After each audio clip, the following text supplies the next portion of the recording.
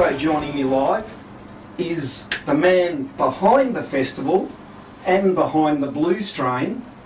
It's my pleasure to welcome Hugo T Armstrong to Blues on the Hill. Welcome, Hugo. Evening, Baz. Great to be here. I love it up here on the hill. I've never been here, but it's great to be here. Mate, congratulations on 20 years of the Blues Train. Before we talk about the festival, Thank you. Take me back 20 years ago to the Blues Train, the origins of it. How did you come up with it? Go way 20 back. years ago I was 26, now I'm obviously 46, but 20 years ago I was working as in public radio, in promotions. I was also doing a public radio show down on PBS in Melbourne, on PBS FM, and I also was touring with a band called the Bad Loves, who'd won 2 ARIA awards that year, and they were looking for a DJ to go around Australia. I was back from tour, and my next door neighbour at the time was an opera singer, and she said, she had a cafe, and she said to me, "Do you think we could do something on the train one night?" And I said, yeah, what do you think? And she said, "Well, you know, I'll get a couple of musos, you come up with it." So I went home and made a sort of mixtape of blues songs, and her and myself and a local school teacher were the original band. So I played harmonica, and she sang, and we just wrote the words out for her, because she didn't really know blues music, but she was an amazing singer,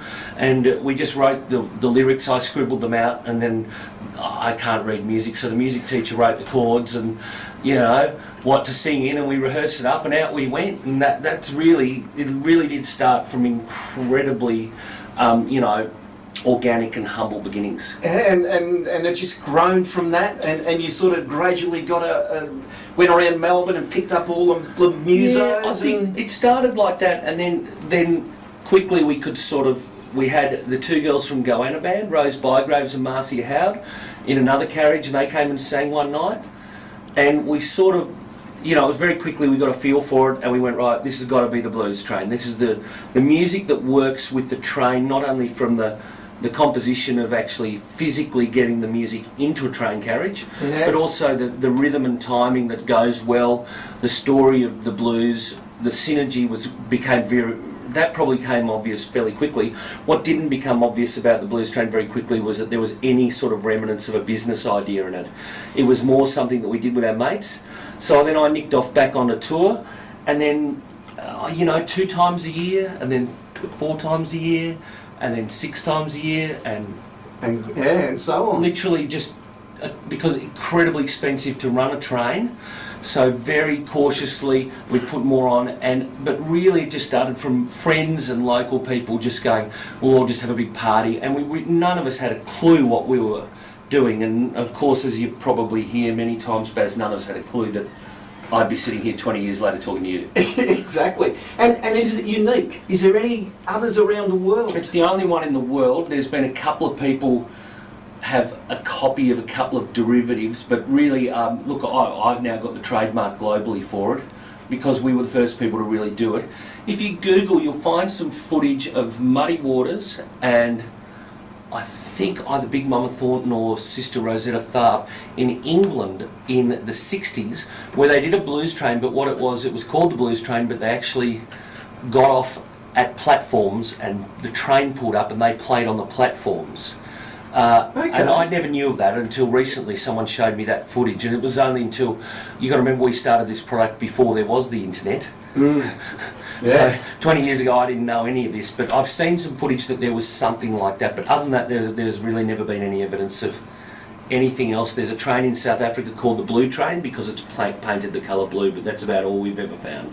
And the wonderful thing about the train, of course, is over this whole 20 years, you've introduced so many people who wouldn't know what a blues musician was to blues. I think that's the key. We've had about nearly 60,000 people do the show now.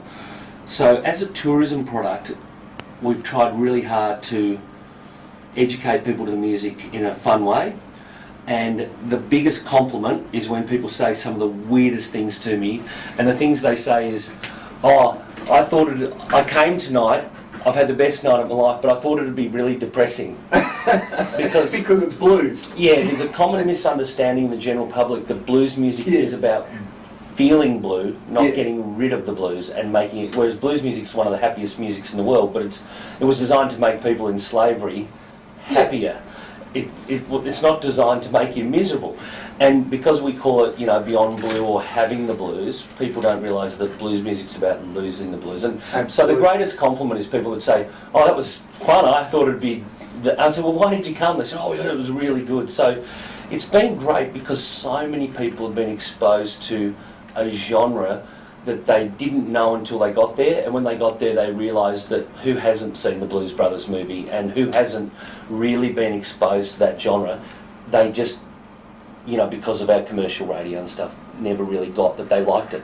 Absolutely. So we've converted a lot of people inadvertently to blues music, or they've realised that they knew what blues music was all along, they just didn't know the title. So I say, if you like early Rolling Stones, you already like blues music, or if you like the Blues Brothers and movie. So we try and keep it really simple and say to people, if you like Aretha Franklin, the Blues Brothers or the Rolling Stones, you'll like the Blues Train. It's just a fabulous night out. I mean, the times I've been on it, it's funny, I've asked people and it's like a lot of them don't know blues or they're not blues enthusiasts. Huge amount. Yeah. And also I think the other thing is a lot of people ask me if the train's going to move.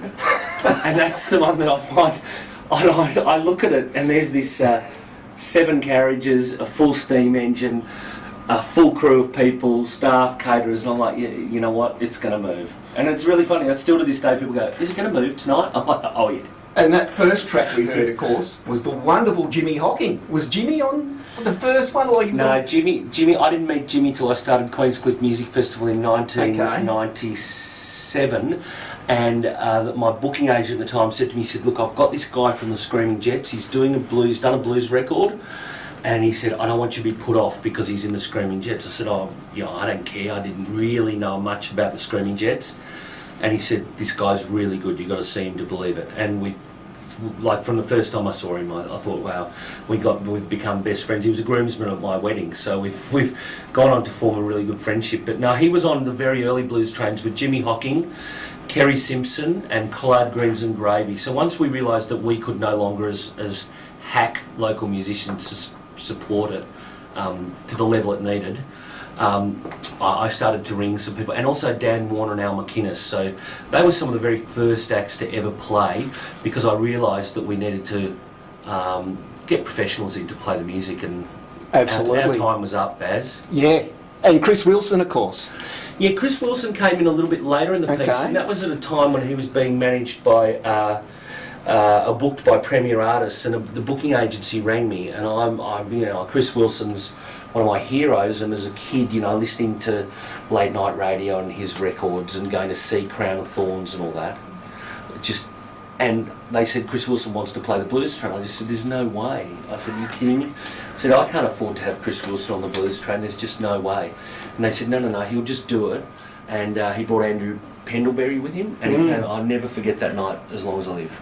Amazing. And now you've got this running thing with him that almost every Saturday night that he has off, he's on the train. Oddly enough, Chris Wilson ended up moving to the Bellarine Peninsula. Of course, we're in Queenscliff and he lives in Drysdale area.